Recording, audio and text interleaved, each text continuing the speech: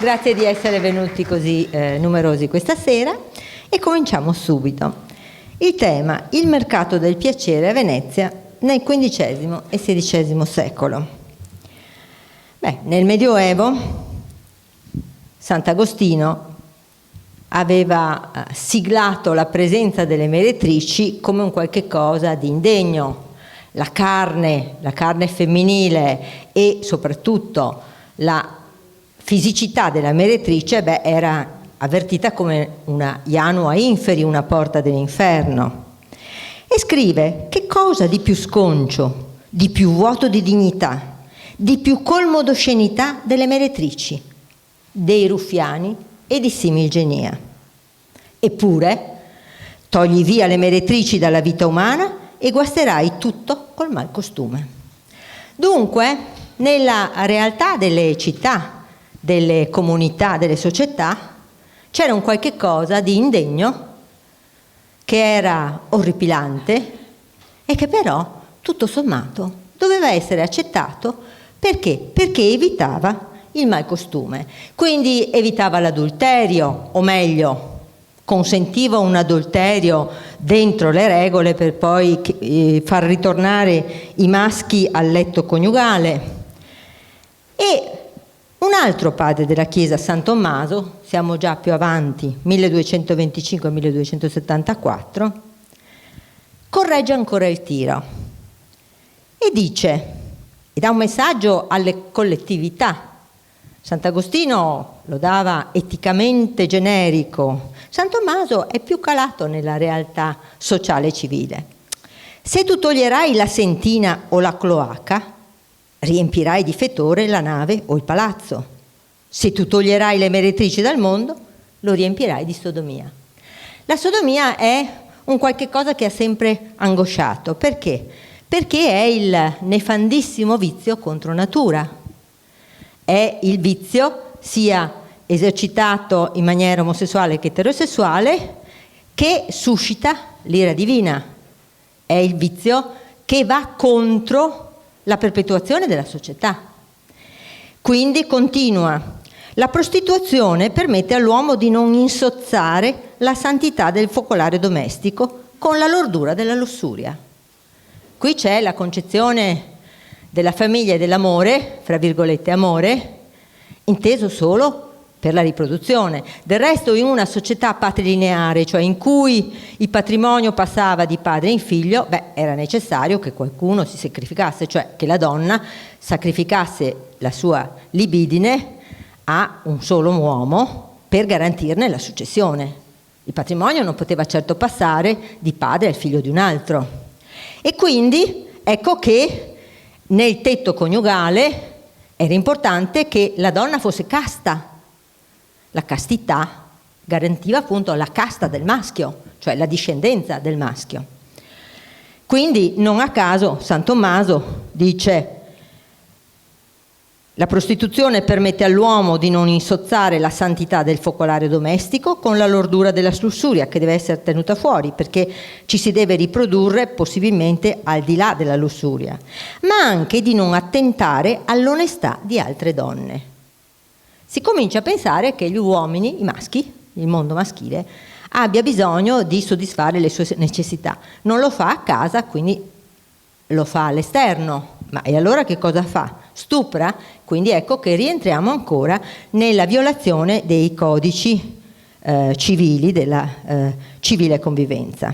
Quindi, dice, la prostituzione agisce da deterrente nei confronti di crimini contro natura, come l'omosessualità, l'incesto, la sodomia, la masturbazione. Quindi anche contro queste pulsioni negative, orride.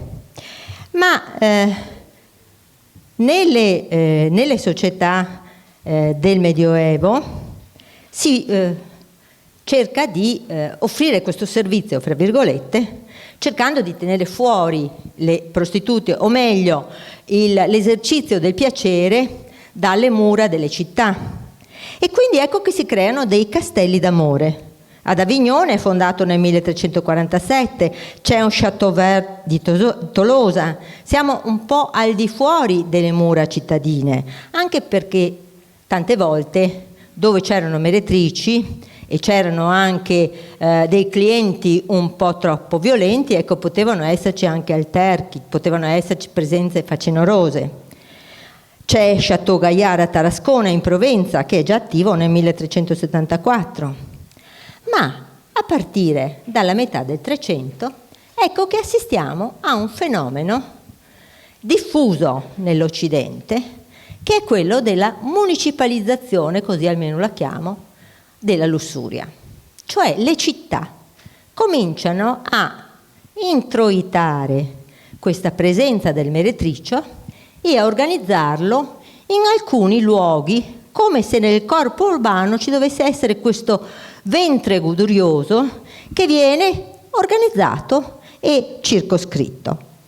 E la municipalizzazione della lussuria si ha appunto in questo secolo, tra il 1350 e il 1450. Nelle città italiane sorgono un po' dovunque, ovviamente nelle grandi città italiane, sorgono dei pubblici postriboli. Lucca, Pisa, Pavia, Mantova, Perugia e poi più periferici a Torino e Ivrea. Diciamo il Piemonte è un momentino più restio ad incamerare questi pubblici postriboli, mentre invece le altre città ce l'hanno abbastanza, la accolgono all'interno delle loro mura. Addirittura a Firenze il postribolo è in Chiasso dei Buoi, cioè proprio fra il Duomo e il Palazzo della Signoria. C'è una spiegazione, perché queste città, Firenze, Napoli, Roma, Venezia, adesso arriveremo a Venezia, sono città in cui girano i commercianti. A Firenze girano i banchieri, girano tutti quelli che vengono dalla campagna a vendere i prodotti della terra, ma girano nei porti, Napoli, Venezia ad esempio, anche molti forestieri, molti marinai che sappiamo stanno molti mesi in viaggio e quindi hanno anche bisogno di appagare le loro pulsioni corrette, perché magari in viaggio fra uomini si rischia anche di cadere in qualche vizio, in qualche perversione. E quindi ecco che le città cominciano a offrire questo servizio municipalizzato. Quindi Firenze in Chiasso dei Buoi, ma sono anche centrali i pubblici postriboli o comunque le zone dedite alla lussuria, sia a Roma che a Napoli. Ma attenzione, vi dicevo, fra il 1350 e il 1450 sorge questo impulso, questo movimento di fondazione di pubblici postriboli. Che cosa è successo intanto però? Nel 1348 fa la ricomparsa, dopo molti secoli di assenza, la peste nera. E la peste dà una nuova percezione della vita e della morte, del piacere e della paura, perché in pochi giorni la si contrae, in pochi giorni si muore, o se si riesce si sopravvive. Ma si vedono a migliaia le persone morire, i cadaveri che si accumulano. Quindi la presenza e la paura della morte, passato il pericolo, accosta di più alla voglia di sopravvivere e di riprodursi. E se non riaffiorano queste pulsioni sane, gli stati si rendono conto che i crolli demografici che provoca la peste possono essere contenuti e possono essere contrastati con una sana riproduzione. E quindi ecco ancora di più la promozione, diciamo, della pratica sessuale. Nel 1266 a Venezia era stata diramata una legge che obbligava i padroni a sfrattare le meretrici. E però nel 1358 il Senato veneziano si rende conto che la vocazione mercantile della città attrae molte presenze di varie etnie e anche molti vengono a investire, molti vengono ad acquistare e hanno bisogno di vari servizi. Quindi questa moltitudine di intrantium et exeuntium civitatem nostram ha bisogno anche di un mercato del piacere. Quindi dobbiamo individuare un locum abilem pro abitazione peccatricium. Dobbiamo individuare un luogo nella città per dare una ospitalità decente a questa attività delle peccatrici. E quindi nel 1360 si fa un contratto con dei nobili, dei patrizi, delle case Veniere e Morosini, che hanno delle case a Rialto. Perché Rialto nel cuore? Ma perché Rialto è il mercato. E quindi è dove si scambiano le merci, dove si soggiorna nelle osterie, dove si consumano i pranzi, dove si fanno gli affari. E quindi là a Rialto è giusto che ci sia anche il mercato del piacere. E quindi si individua questo luogo perché, questa dichiarazione è bellissima, meretrices, omnino sunt necessarie in terra ista. Le meretrici sono, omnino, del tutto, sono proprio necessarie in questa terra. Quindi si crea questo pubblico postribolo e lo si affida a 6 custodi e a delle matrone che dipendevano dai capi sestiere. Ora, Venezia aveva un'organizzazione che era gestita dai capi sestieri. I capi sestieri erano quelli che, per esempio, alla campana dei pozzi aprivano con le chiavi i pozzi e distribuivano l'acqua potabile, erano quelli che sorvegliavano che ci fossero rispettate, per esempio, le norme igieniche, venissero pulite le strade, che insomma avevano la gestione frammentata, contrada per contrada, sestiere per sestiere, dell'organizzazione fisica della città. E quindi erano loro che avevano anche la possibilità di controllare, di vedere qual era la presenza e come si distribuivano le meretrici. Ma in questo caso, siccome le meretrici dovevano tutte confluire al Castelletto, ecco che si individuano 6 custodi. E questi 6 custodi dovevano essere pagati dalle meretrici stesse. Ma qui dobbiamo fermarci, dobbiamo renderci conto di come era organizzato o si era spontaneamente organizzato il mercato del piacere. Molte meretrici arrivavano dalla terraferma, magari erano delle servette, erano delle persone che magari erano reclutate dalle matrone o da mezzane o da ruffiane, vecchie che le avviavano alla prostituzione e magari le adescavano nella grande città con qualche illusione di essere messe a servizio. E invece cosa facevano queste matrone, queste mezzane? Le facevano indebitare. Se avevano bisogno di dormire, gli affittavano la stanza. Se avevano bisogno di vestiti, gli affittavano i vestiti. Le lusingavano e le facevano indebitare. Ma c'era una legge sui debiti non ottemperati a Venezia e quindi poi le ricattavano. Ecco, quindi le riducevano in una specie di schiavitù. Le spingevano alla prostituzione, a quel punto valevano. E nel mercato della prostituzione ecco che intervenivano i bertoni, i magnaccia, i quali rilevavano queste prostitute, queste ragazze, e rilevavano i loro debiti e li sfruttavano ancora di più. Non solo, ma poi pretendevano che loro pagassero quanto ritenevano dovuto con interessi terribili. Quindi il mercato, quindi il Senato, quando crea il pubblico Castelletto, interviene su un mercato fortemente viziato a danno delle donne.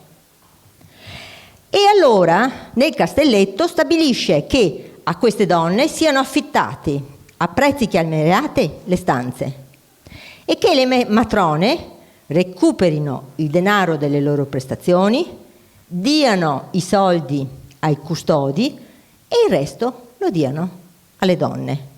Ecco quindi come era regolato dallo Stato il mercato del piacere nel Castelletto. Però la cosa non fu facile. Vediamo l'ubicazione. L'ubicazione era pressappoco vicino a Ruga Rialto, in queste appunto case di questi patrizi. Ma poi lentamente ecco che il successo amplia la domanda e amplia anche l'offerta, per cui comincia a espandersi anche all'esterno. Ma come si portavano anche gli stranieri al castelletto. C'è tutta una toponomastica del piacere che conduceva non solo grazie ai ruffiani che portavano i clienti alle prostitute, ma anche grazie proprio alla toponomastica che oggi ci resta ancora. Ad esempio, prima del Ponte di Rialto, scusate, il Ponte di Rialto, come vedete, era in legno per l'epoca a cui mi riferisco, ma vi faccio vedere il Ponte di Rialto in pietra perché così voi vi ritrovate anche a questa indicazione, fondamenta del traghetto del Buso, perché la fondamenta del Buso non è altro che la metafora, Buso, dell'organo femminile. E era la fondamenta che percorrevano i ruffiani con i clienti che riuscivano anche a recuperare nella zona di San Marco per portarli poi al castelletto. Quindi c'era la fondamenta e il traghetto del Buso. Il traghetto era quello che facevano quando non c'era ancora il ponte di Rialto in pietra, c'era il ponte levatoio, si pagava un traghetto che era detto anche traghetto dei ruffiani. Poi ci sarà il ponte in pietra, non si pagherà più il pedaggio per passare. Ecco, questa è l'immagine di una di queste matrone, di una di queste mezzane sfruttatrici, e ha un mantello giallo. Bene, il giallo è il colore che contraddistingueva la professione sia del mezzano, del ruffiano, che della meretrice. Cosa importante è che mentre si municipalizza la lussuria, si cerca anche di identificare le prostitute per differenziarle dalle donne per bene. E quindi tutte le città adottano una serie di indumenti o di messaggi che le prostitute devono dare nel loro abbigliamento. Quindi la ruffiana dovrà avere questo mantello giallo, ma fu ondivaga la politica veneziana su questo punto, perché da un lato era un po' marchio d'infamia, sapete, il giallo era utilizzato anche per gli ebrei, una ode, un panno giallo, e continuerà ancora nei secoli ad essere utilizzato. Il giallo era utilizzato per le bandiere gialle che si sollevavano sugli alberi delle navi che erano appestate e entravano in porto, perché erano il segno del contagio. In questo senso dovevano quasi indicare il segno del contagio della lussuria.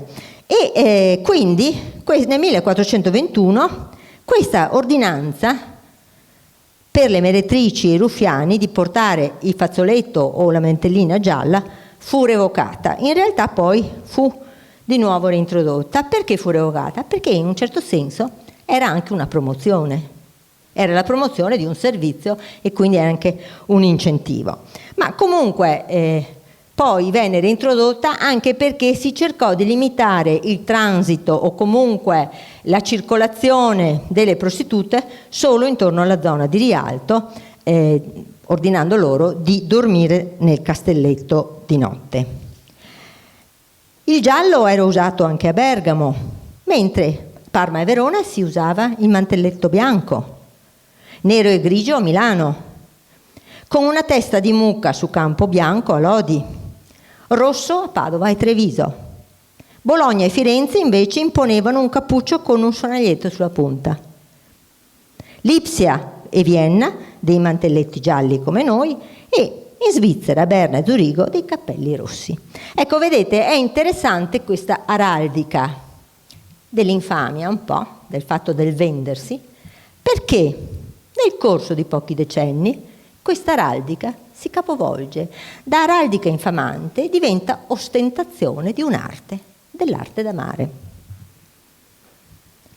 E qui vediamo una meretrice, la vedete col suo bel corpetto giallo, e faccio notare che il giallo resta anche in quadri dove noi non sospetteremmo che ha dei messaggi ancora arcaici legati alla lussuria. Questa è una penitente dell'inizio del Seicento di Domenico Fetti. Come vedete, il risvolto del mantello è giallo. Quindi d'ora in poi, quando voi vedete delle donne che hanno mantelline gialle, che hanno queste tonalità di giallo, pensate che sono delle citazioni ben precise.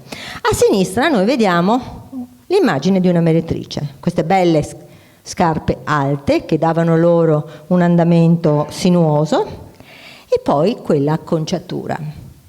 A Lodi, vi avevo detto, il mantelletto bianco con la testa di una mucca e le due corna. Bene, qui si ostenta un'acconciatura, appunto con le due corna, e sarà l'acconciatura che caratterizzerà in maniera poi sempre più spavalda le cortigiane, ovvero un certo tipo di meretrici che si affrancano da questa situazione così degradata per avere credibilità e per avere anche un ruolo sociale che non sarà poi dei più scomodi. Nel 1438 il Maggior Consiglio si esprime con un'altra parte erano le deliberazioni, si chiamavano così: alcuna femmina non si possa impegnar né essere impegnata da altri per lussuriar, ma che tutte siano libere. De parte 404, de non 41, non sinceri 2, non sinceri sono gli astenuti. Allora, una adesione così decisa, così convinta, per che cosa? Per riconoscere la libertà dell'esercizio del piacere. Cioè si cerca ancora una volta di portare avanti quella battaglia contro lo sfruttamento delle povere meretrici. Di queste meretrici soprattutto quelle che vengono da fuori. E attenzione, 1438, e noi abbiamo dei periodi non solo di pestilenze ma anche di guerre, e con le guerre, al seguito degli eserciti, ecco che si accodano moltissime donne che non sanno come sopravvivere, perché dove passano gli eserciti fanno terra bruciata e quindi creano povertà, e quindi donne e anche fanciulli, ecco che seguono queste fiumane di eserciti, pronte poi a cercare rifugio nelle città dove sperano di trovare pane, sopravvivenza.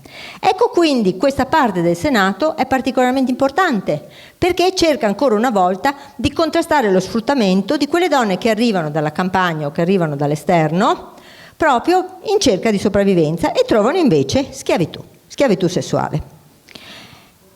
Il luogo della concentrazione è sempre il castelletto o nelle case attorno. Intanto nei momenti congiunturali, nei momenti in cui ci sono le guerre appunto, c'è un riversarsi di un numero cospicuo di cortigiane e il Senato organizzerà delle cacciate anche delle meretrici straniere.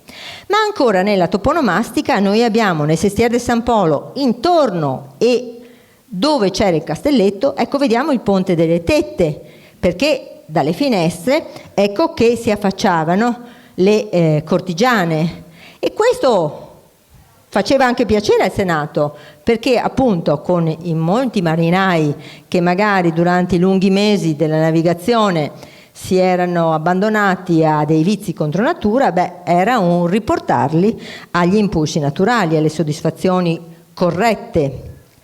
Ma abbiamo anche quindi nel 1460 la necessità di creare un secondo castelletto più ampio. Questa volta sono anche le case di Priamo Malipiero, e una serie di famiglie patrizie fanno questo investimento, che è anche un investimento economico, quello di affittare per il pubblico postribolo. Questa volta nel 1460 si creano dei capitoli proprio per organizzarli bene e soprattutto per cercare di fare in modo che non ci sia questa diaspora che invece si è registrata delle meretrici su tutto il territorio urbano. Quindi ci sono 2 castellani e ci sono dei regolamenti ancora una volta che riguardano il fatto che le prostitute non possono esercitare fuori, che devono dormire dentro, che non possono per esempio indebitarsi con gli osti, perché tante volte arrivavano degli stranieri e quindi andavano a cena fuori, quindi cominciavano a intessere dei rapporti che non erano solo quello del rapporto mercenario, ma anche quello di una amicizia erotica, e quindi ecco che c'era tutto un indotto di tutte le osterie, delle furatole, cioè di quei posti scuri, ecco, Ponte della Furatola, sottoportico della Furatola, da furus, da buio, erano appunto quelle osterie un po' cupe in cui si potevano consumare vino e magari qualche pietanza, e c'erano anche luoghi di incontro e luoghi in cui le meretrici potevano portare i loro clienti e consumavano dei pasti o del vino. Ecco, anche qui la legislazione si fa molto serrata, perché tanti osti facevano indebitare le meretrici e poi chiedevano esosi interessi. Poi c'è il Reoterà delle Carampane. La casata di Carampani era un'altra di queste casate che aveva affittato le sue case. Poi, nella storia, il nome di Carampane resterà per indicare le prostitute sfiorite che venivano proprio dal castelletto, soprattutto in epoca in cui il castelletto diventa obsoleto. Diventa cioè il luogo, ecco ancora il Reoterà delle Carampane, diventa cioè il luogo dove stanno le prostitute più sfortunate, le puttane vere e proprie. E per legge appunto del 1428-1447 non potevano dormire nelle taverne, non potevano alloggiare, cioè ricevere nella propria casa forestieri, perché molti abitavano fuori, avevano delle case o delle camere affitto fuori, e non potevano andare nei parlatori con le monache, e soprattutto non potevano abitare con i loro bertoni o buli. I bertoni, cioè i ruffiani, erano chiamati anche buli, e c'è tutta una letteratura detta la bulesca che appunto racconta le bravate di questi uomini violenti che poi si divertono anche a raccontare di scherzi o di cose di malaffare, o a meglio di burle anche orribili che fanno a queste povere meretrici. Ma in questa zona c'è anche una fondamenta della stua, e qui apriamo un capitolo che ci fa capire come tutta una tradizione che viene dal mondo pagano arriva fino a questi angoli oscuri delle città, che è la tradizione delle grandi terme, del termalismo pagano, della cura del corpo, dell'atletismo, dei bagni di vapore che si praticavano nelle grandi terme imperiali. Ma nelle città della Rinascenza, dell'umanesimo e della Rinascenza, non c'è spazio per fare grandi terme. Però si vorrebbero rivisitare. Perché? Perché si è riscoperto il corpo. Non è più il guscio la gabbia dell'anima. E le donne non sono più solo la Janua Inferi, che erano qualche secolo prima, ma comincia a verificarsi questo amore per la fisicità e per le risorse anche che il corpo può offrire, e non ultime quelle dell'esercizio del piacere. E quindi si aprono nelle città, a Roma come a Firenze, come a Venezia, per parlare di quelle più fortunate anche nell'inventare questi luoghi per i piaceri del corpo, si aprono delle stufe. Dal tedesco Stube sono luoghi in cui si praticano i bagni di vapore. Le stufe erano calde o umide. I bagni di vapore si facevano semplicemente, avevano i bracieri, buttavano dell'acqua con delle essenze e ecco che si diffondeva il vapore. E queste stufe fornivano delle prestazioni collaterali ovviamente al castelletto e alle prestazioni delle meretrici. Un corpo di una meretrice nuda abbandonata al vapore e al piacere del calore, insomma era il preludio più accattivante per poi ritirarsi con questa meretrice nelle stanze che sempre gli stufaioli avevano a latere di questi calidari, fatti così un po' in casa, ma molto anche affermati. Perché affermati? Ecco, questo è il sottoportico della Stua, sempre in zona di San Polo, perché non erano solo dei malfattori che le frequentavano, anzi erano proprio le persone di cultura, erano quelli che leggevano i testi pagani che erano tornati in auge e che dimostravano appunto la bellezza e l'importanza di queste pratiche per il benessere del corpo. Questa è un'immagine invece di come questi piaceri siano stati mediati da quelli che erano degli incunaboli. Questo è un bellissimo manoscritto di Pietro da Eboli, che è un codice miniato, rarissimo, ma è uno. È per pochissimi, per chi lo possedeva. E ci dimostra il piacere del termalismo per quei corpi che sembrano, vedete, delle anime nel purgatorio. Quindi non c'è la comunicazione di quello che è il piacere della cura del corpo, anzi c'è una rivisitazione quasi di quelle che sono le pene del purgatorio. Poi, non dimentichiamolo, dalla fine del 400 Gutenberg inventa la stampa e Venezia sarà una leader nella diffusione e nell'utilizzo della stampa. Queste immagini diventano a stampa di Agostino Veneziano su modello di Raffaello Sanzio, diventano delle immagini, non dico pornografiche, ma quasi, e che hanno una diffusione su larga scala rispetto agli incunaboli o ai codici miniati. E quindi ecco che la cultura comincia a diffondersi veramente in maniera virale e con queste immagini anche la ricerca di nuove sensazioni che appaghino la carne. E non solo queste immagini di una stufa, sembra un po' una mucchiata diciamo, però dà l'idea di quello che ci si aspetta quando si va a frequentare questi locali, ma anche tutto l'abbigliamento delle cortigiane veneziane, ripeto, sono le più fortunate che possono accedere a questo tipo di abbigliamento, che possono permettersi il lusso di cominciare ad avere delle case, di cominciare ad avere anche un certo tipo di corredi, non solo esteriori, ma anche nell'intimo.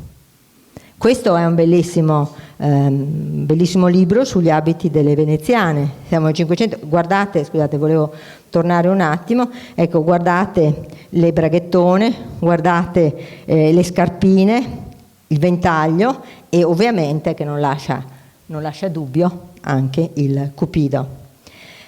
Fra l'altro ci sono esposte al museo di Capesaro anche delle bellissime, non so se siano esposte, ma comunque io in una mostra le avevamo esposte in una mostra, c'erano delle borsettine che non lasciavano dubbi di cortigiane a forma di fallo, tutte coperte per esempio di perline, e così c'erano anche vari messaggi erotici sui braghettoni tutti fatti a cuoricini e così via, ma questo per farvi capire come ci fosse un indotto e come ci fosse anche tutto un mercato particolare di designer, di moda, che nobilitava questo tipo di professione. Ecco quindi come si diffonde però il meretricio. Dal Castelletto, già nel 1460 e quindi alla fine del 400 e poi all'inizio del 500 diverrà irrefrenabile, c'è una diaspora all'esterno. In zona San Samuele ci saranno molte libere professioniste anche aggregate, cioè quindi ci saranno un altro succedaneo del Castelletto e poi un'altra documentata presenza di prostitute è in Bocca di Piazza vicino alla Calle della Bissa e dalla parte verso i Tre Ponti, verso San Giovanni Nuovo mi pare che sia. E infatti lì a San Giovanni Nuovo noi troviamo il sottoportico della Stua. C'è un'altra Stua che avrà anche dei problemi giudiziari. Perché? Perché nel 1586, quindi il 7 marzo, viene ferito a morte Alvise Querini. Questo Alvise Querini era andato a fare la stufa, con Anzola Puina, detta la Dolfina. Perché era detta la Dolfina? Questa era una cortigiana molto ambita, molto bella, molto ricercata. E lui l'aveva corteggiata e aveva ottenuto anche i suoi favori, se non che la Anzola Puina era già impegnata con i 2 fratelli Dolfin, per questo la chiamavano la Dolfina, cioè con Piero e Francesco Dolfin, i quali lo aspettano fuori dalla stufa, lo assalgono, lo ammazzano e quindi c'è tutto il processo.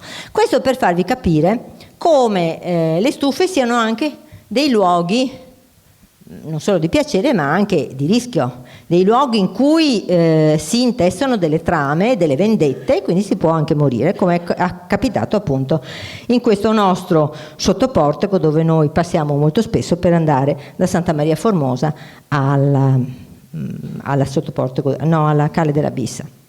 Ma c'è una cosa da considerare: questo libero esercizio del meretricio, questa libera professione si afferma soprattutto nelle veneziane e noi lo possiamo vedere dai cataloghi.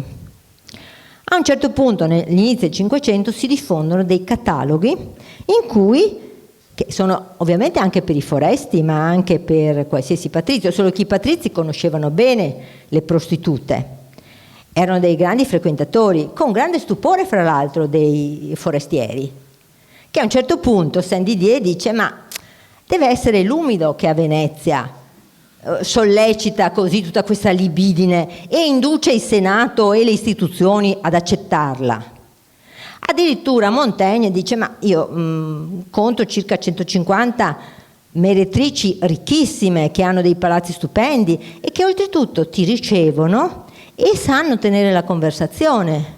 Molte di queste appunto sono anche sanno fare delle poesie, sanno scrivere. Una per tutte, Veronica Franco. La vedete, Veronica Franco nel catalogo al numero 294 si trova a Santa Maria Formosa, Piezza Somare. Piezza, cioè sarebbe Ruffiana, chi raccoglie il denaro. Ecco, in questo catalogo è interessante perché noi vediamo che molte piezze, o il Barcaiol che sta vicino, o è vicina che sta ad Arente, oppure Somare, e, insomma sono delle persone che fanno parte del territorio, sono persone che collegano la meretrice a Venezia, quindi non sono le fruitrici del castelletto che erano delle poverette che venivano portate e ridotte in schiavitù. Ed è per questo che nel corso del Cinquecento, precisamente nel 1539, succede che la competenza sulle meretrici passa al magistrato della sanità. E la motivazione è perché voi avete cacciato 4.000 poveri, quindi oltre alla competenza sui poveri vi diamo anche la competenza sulle meretrici. E il magistrato della sanità comincerà a organizzare delle cacciate delle meretrici, ma di quelle meretrici di cui vi parlavo io. Non dimentichiamo, 1439 sono accadute varie invasioni, da Carlo VIII alla rotta di Agnadello, che vide sconfitta Venezia, ma ci furono tutte le truppe della Lega di Cambrai che arrivarono fino a Mestre e arrivarono con tutte le loro meretrici e poi disfarono il territorio, quindi povertà e quindi ancora meretrici in aggiunta. E poi Lanzichenecchi che nel 1524-25 scendono a Roma, ancora meretricio che arriva. Ecco perché le cacciate e ecco perché questa differenziazione fra cortigiane oneste e puttane. Questa differenziazione l'aveva già fatta il Papa Borgia. Alessandro Borgia, nei suoi banchetti alla fine del 400, si citano le meretrici o le cortigiane oneste, che sarebbero quelle cioè che si inserivano nelle regole della buona usanza della corte e nelle regole del vivere civile. E una di queste ovviamente è Veronica Franco. Ma la cosa interessante è che queste donne che sono riuscite a emanciparsi lentamente e a farsi un restyling di immagine legata alla lussuria per diventare delle donne di cultura o comunque delle donne con cui si andava anche a conversare, queste donne aprono la strada anche a fenomeni femminili come quella di Gaspara Stampa. Gaspara Stampa non è una meretrice, è una donna che sceglie con chi accoppiarsi liberamente e rivendica la sua libertà. Ma se non ci fossero state anche le meretrici che avessero compiuto questo percorso, e se non ci fosse stata la cultura umanesima che avesse rivalutato i piaceri della carne, questo non sarebbe mai potuto succedere. Quindi anche tante donne che scrivevano rime, che suonavano, che componevano madrigali, non sarebbero esistite se non ci fosse stato questo ampio fenomeno culturale, sociale e economico che coinvolgeva vari strati sociali. E un evento, 1574, arriva Enrico III che passa per andare a cingere la corona di Francia. Arriva, viene accolto al Lido dal doge. Questa è un'immagine che trovate a Palazzo Ducale, e in fondo chi vedete che accoglie con i dignitari? C'è Veronica Franco. Veronica Franco che offrirà una notte, non si sa se d'amore o di cultura o di entrambe. Fatto sta che sappiamo che offrirà al futuro sovrano Enrico III un sonetto e un ritratto che niente po' di meno gli aveva fatto che Jacopo Tintoretto. Quindi siamo a livello della comunicazione colta raffinata, ma anche, diciamo che la stessa Repubblica considerava queste cortigiane come delle escort, ma di gran lusso e anche di gran pregio. Vi era tutta una serie di servizi per la loro bellezza e anche una cultura, una preparazione culturale. Ecco perché era importante che le piezze, cioè chi le avviava all'esercizio della professione, fossero dei familiari che non volevano sfruttarli, ma che volevano anche il loro bene in un certo senso, la loro affermazione sociale. Non erano dei bertoni che volevano solo trarre del denaro dal loro sfruttamento. E quindi noi abbiamo anche delle immagini, dei quadri come questo di Domenico Tintoretto, di questa sontuosa, un po' giunonica meretrice, ma probabilmente guadagnava bene e mangiava anche di più, e la vedete, guardate questo abito. Questo abito è molto decorato, è ingioiellata, quindi questo è proprio il simbolo dell'affermazione sociale. Ma ancora all'interno della città avevano guadagnato degli spazi, perché se le prime prostitute del Castelletto non potevano uscire, dovevano dormire al Castelletto, le cortigiane potevano andare nel Rio della Sensa con le loro gondole a fare la loro parata in gondola, cosa che non sarebbe stato mai pensabile qualche tempo prima. Ci sono però delle leggi anche per questo. Ad esempio dovevano andare col baticoppa alzato, cioè il felze non doveva essere chiuso, perché così si evitava che lo usassero come un luogo di piacere, un luogo di incontri mercenari. Poi vi era anche un altro divieto, quello ad esempio di vestirsi da maschio. Perché molte, per attizzare ancora di più dei desideri così non tanto leciti, si vestivano da maschio oppure si acconciavano come se fossero dei maschi. Allora anche questo severamente proibito. Quindi la Repubblica cercava di irreggimentare dove poteva, però accettava di buon grado, come vi dicevo, tanto da accettare la Veronica Franco nella parata di ricevimento del re. E Veronica Franco nella sua professione accumulò anche un discreto patrimonio, tanto da fondare questa casa del soccorso per le prostitute quando poi diventavano vecchie. Il loro problema infatti era quello dell'invecchiamento, quando ormai o riuscivano ad accumulare come la Franco, come altre fortunate, delle somme di patrimoni che poi consentivano loro di sopravvivere. Anche la Franco però aveva avuto degli inconvenienti durante la sua vita, perché era stata denunciata di sortilegi proprio da delle persone che aveva in casa. Poi però viene assolutamente assolta, perché questi erano semplicemente delle persone che volevano diffamarla. Ma il piacere aveva dei rischi professionali. Era inevitabile. Arrivavano a Venezia soldati, arrivavano mercanti di ogni etnia, da ogni dove, e quindi selezionare anche i clienti, però poteva capitare che fossero ammalati. E in effetti una nuova malattia si era fatta strada. Si era fatta strada quando nel 1494 Carlo VIII d'Angiò scende in Italia e rivendica il regno di Napoli agli aragonesi. Dice: questo è mio, casata mia, quindi in base a tutte le successioni e così via. Entra con tutti i suoi mercenari e arriva fino a Napoli il 22 febbraio 1495. Non è una conquista, è una passeggiata.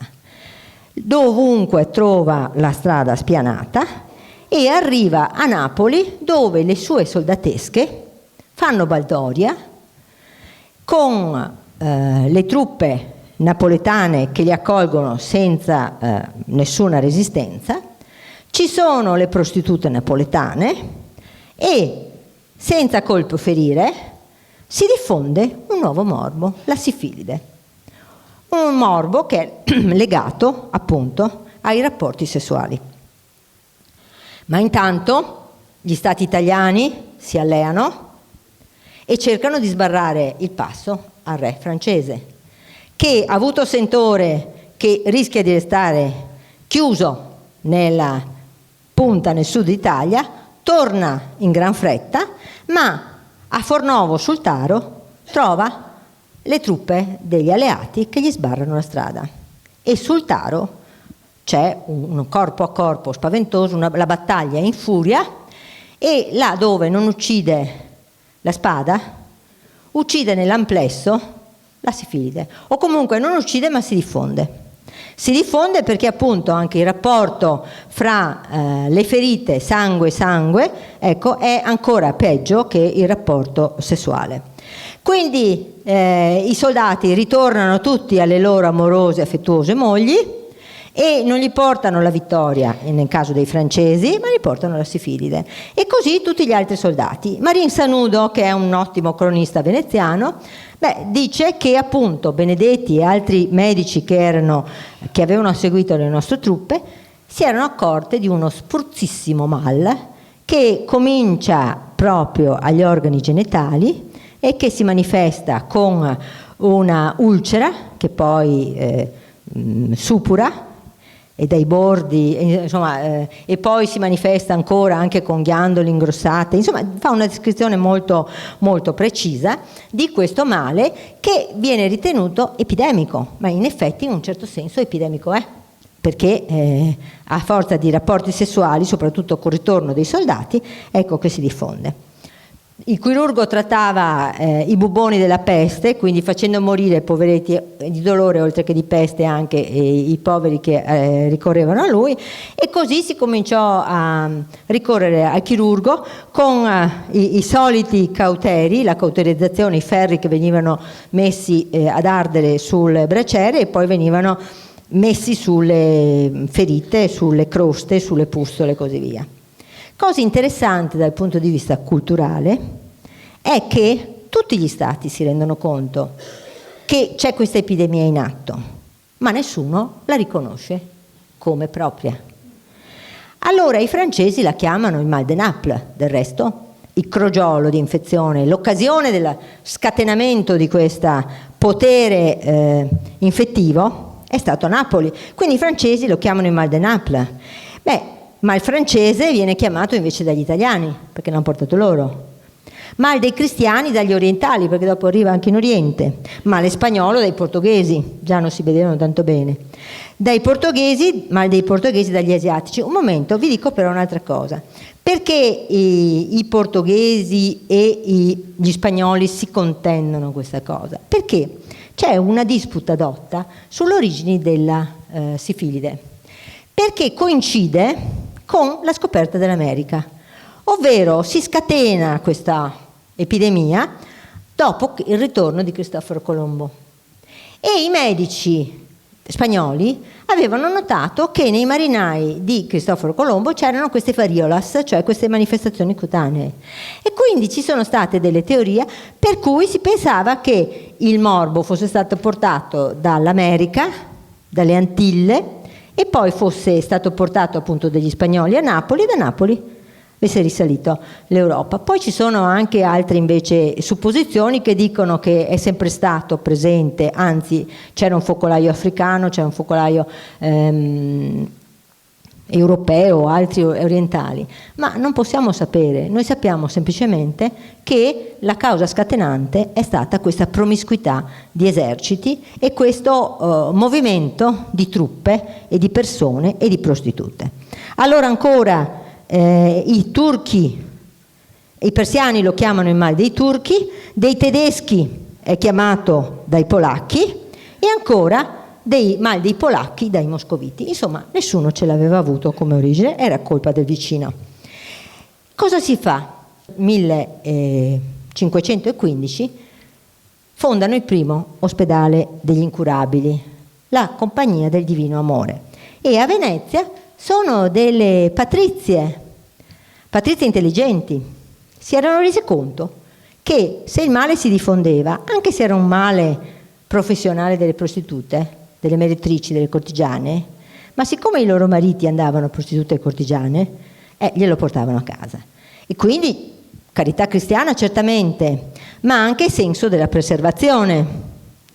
E quindi queste donne, queste nobili veneziane, fondano allo Santo Spirito quello che sarà il primo nucleo di questo ospedale degli incurabili, che poi avrà nel giro di poco tempo, nel 1522 lo fondano, e già dopo qualche anno avrà non solo qualche meretrice ma anche 80 persone, e poi diventerà un ospedale come lo conosciamo noi, molto sviluppato e dedito proprio alla cura, diciamo, di questa malattia.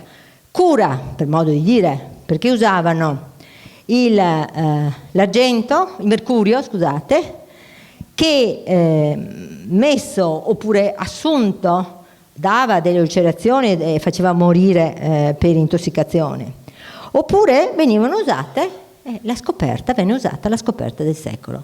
Dalle Americhe era arrivata la malattia e dalle Americhe fu importato il legno guaiaco, detto anche legno santo, una corteccia di un legno che si trovava in America, che veniva fatto bollire e che creava degli effetti sudoriferi e diuretici, per cui il concetto della medicina per secoli era sempre stato quello: ti colpisce una malattia, ti devi depurare, quindi purga salassi clisteri. In questo caso il legno guaiaco alimentava la diuresi e facilitava appunto la sudorazione, quindi era ritenuto essere perfetto.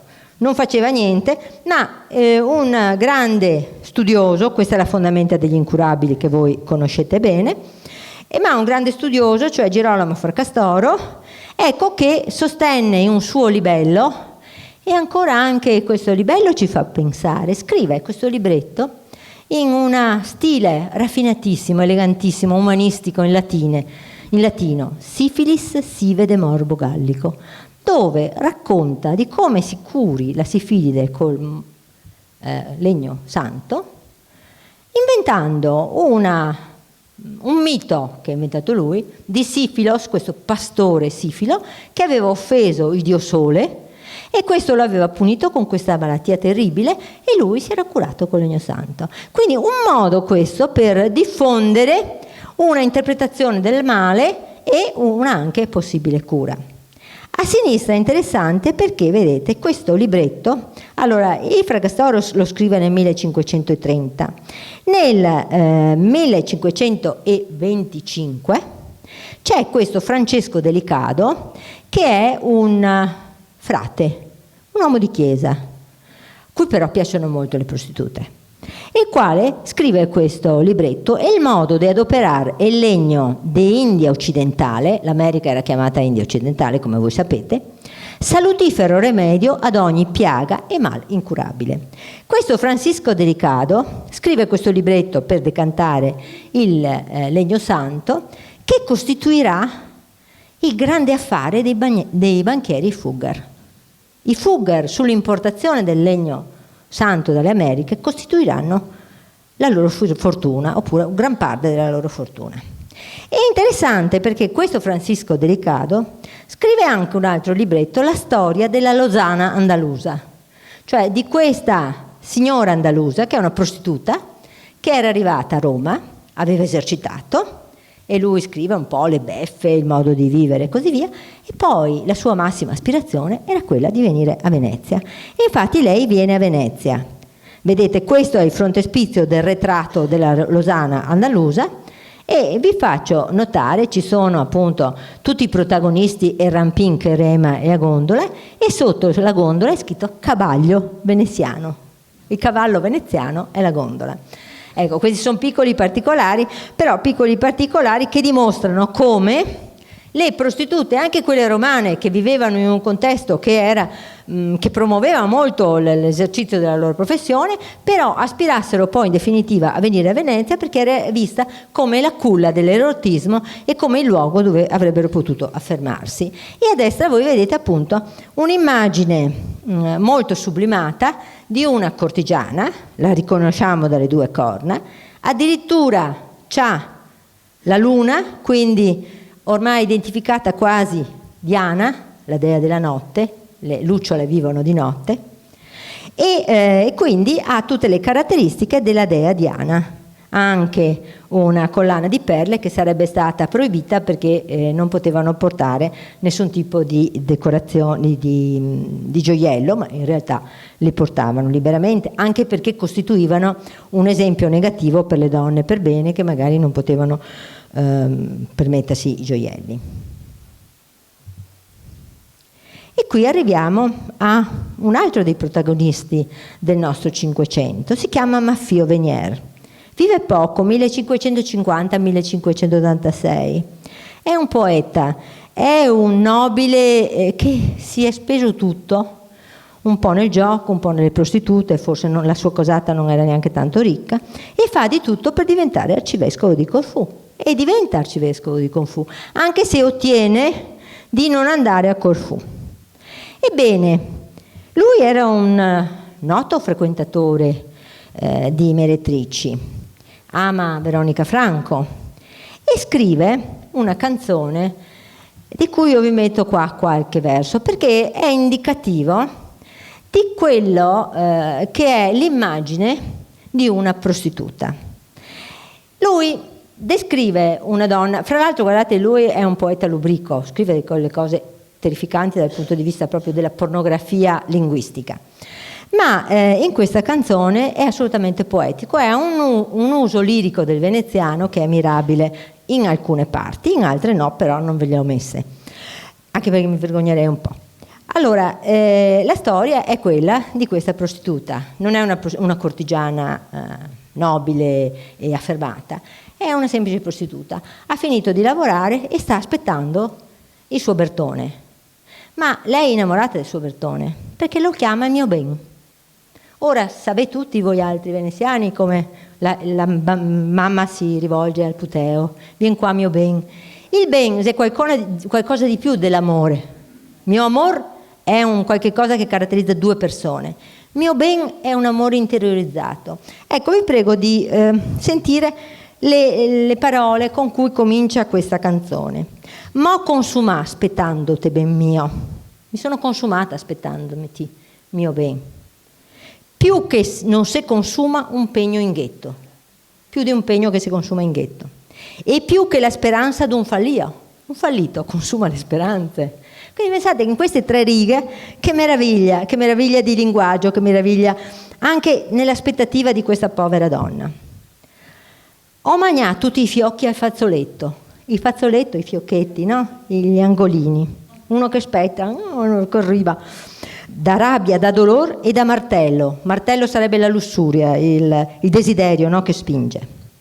Passizzando e aspettandoti Ninetto. Ninetto lo chiama.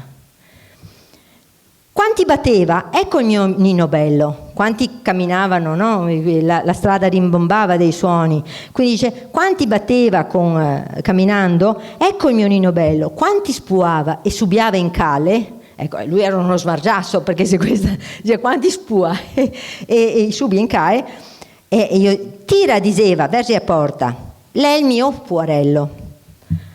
Tandem, ben mio, ti mesonto alle spalle, moroso bello, ti sei venuto in nana non dice in letto, il letto ci va con i suoi clienti, ma con suo moroso bello ti sei venuto in nana. che appena moca va le calze gialle. Le prostitute hanno le calze gialle e quindi lei si era appena appisolata, si era appena tolta le calze gialle e trova finalmente il suo bene e finalmente, dopo aver lavorato tutto il giorno con degli estranei, trova colui che lei ama. Non vi leggo il resto perché la descrizione, sempre lei che parla, ma parla, è un soliloquio di una donna che fa l'amore con uno a cui lei non proprio interessa minimamente. Non solo, ma poi a un certo punto, siccome la usa per i soldi, la usa anche fisicamente, gli impone un rapporto, gli impone un rapporto sodomitico. E allora lei dice: sia maledetto chi ha trovato sta usanza, tutta la mia dolcezza m'è sta tolta, non è meglio far panza con panza? Quindi cerca di reagire. Dopo continua a descrivere tutto il rapporto, però precisa, soprattutto co avempo fatto, che sia segreto e non pettegolare. Ecco, questa annotazione è importante per introdurvi un altro punto. Le prostitute erano assolutamente controllate, c'erano delatori, c'erano interrogatori, c'erano spie che denunciavano quelle che nell'esercizio del loro mestiere si prestavano ad atti di sodomia, perché venivano assolutamente condannati. Ecco, quindi questa poesia, questa canzone vi descrive, primo, quella che è l'immagine che l'uomo desidera di avere della cortigiana. Non vuole la donna che si emancipa, vuole la donna succube, vuole la donna, anche se indulge a questi momenti di tenerezza nella descrizione di questa donna che aspetta il suo amore, però l'immagine è quella che si aspetta, è il bulo, è il berton, ma anche l'uomo, diciamo, della strada che abusa delle meretrici, sarebbe proprio quello di avere, possedere la meretrice, oppure di andare con una meretrice senza pagarla, perché ci sono anche molti di questi casi, e che erano i casi che il Senato, o che quando aveva fatto il Castelletto, non voleva succedessero, cioè di sfruttamento e di violenza. Giordano Bruno scrive Il Candelaio, che è una commedia un po' buffa, satirica. Candelaio non è uno che vende candele, ma è un sodomita.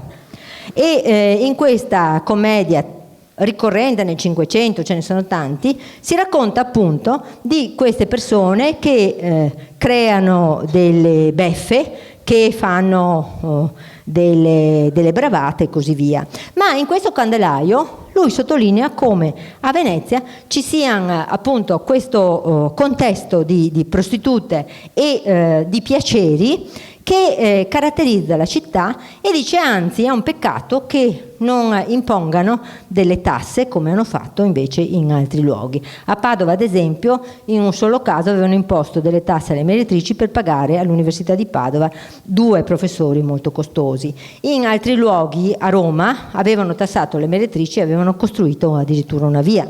A Venezia non si utilizza questo sistema. Però a Venezia c'è, e riprendiamo la canzone che vi ho appena letto, il reato di sodomia. Il Consiglio dei 10 è ossessionato da questo reato. Il Consiglio dei 10 è l'organo supremo dello Stato veneziano, quindi doveva perseguire i reati che andavano contro la patria, che cercavano di sovvertire l'ordine politico. E allora in un certo senso stupisce questa attenzione proprio da parte del Consiglio dei 10. Invece, pensandoci bene, in epoca di continue epidemie, questo reato di sodomia non è più un reato solo così da perseguire come pratica, ma anche come atteggiamento culturale. Perché l'umanesimo, comportando la lettura dei classici, voi sapete che rivaluta anche l'amor platonico, rivaluta la pederastia, rivaluta l'insegnamento che molti maestri filosofi pagani davano ai loro allievi, anche facendogli percepire la loro esperienza della carne. Ora, le donne erano ritenute meno culturalmente valide e meno anche fisicamente perfette, e quindi questa pratica della pederastia era una pratica che gli umanisti avevano anche riscoperto, oltre magari ad avere anche delle tendenze per loro conto. Quindi nel 1455 il Consiglio dei 10 crea addirittura un collegio dei sodomiti che si riunisce ogni mese e poi dopo intensifica ogni settimana. E poi ancora nello stesso anno vengono eletti 2 patrizi per ciascuna delle 59 contrade, che devono raccogliere informazioni attraverso i capi contrada e sentire delatori per capire chi pratica questo vizio nefando. E nel 1461 c'è l'ordine a tutti i medici e ai barbieri di denunciare masculum vel feminam qui habeant posteriorem partem fractam pro sodomicio, alla faccia della privacy, diremmo noi oggi. E questi medici e professionisti dovevano farlo entro 3 giorni, pena l'esilio e una pena pecuniaria che arrivava anche a 1000 ducati. Ma questa parte era stata sollecitata anche da accorate proteste delle meretrici, che avevano cominciato a subire una concorrenza sleale da molti fanciulli che si prostituivano, e da queste pratiche che erano appunto pratiche che la cultura umanistica aveva diffuso. E allora queste proteste delle meretrici si inserivano in un contesto generale in cui alcune di loro, quindi le cortigiane oneste, erano riuscite anche ad accedere ad una produzione colta. Avevano composto delle canzoni, suonavano, nelle ville erano ricercate per la loro presenza, ma anche per i loro certami poetici. Ecco, la prossima volta io vi parlerò invece di quella immagine colta e di quella contrapposizione di modelli erotici e culturali che nello stesso periodo aprirà la strada e rivaluterà il meretricio, ma d'altro canto anche farà scoprire un modo nuovo di vivere i piaceri degli uomini nel corpo degli dei. Grazie.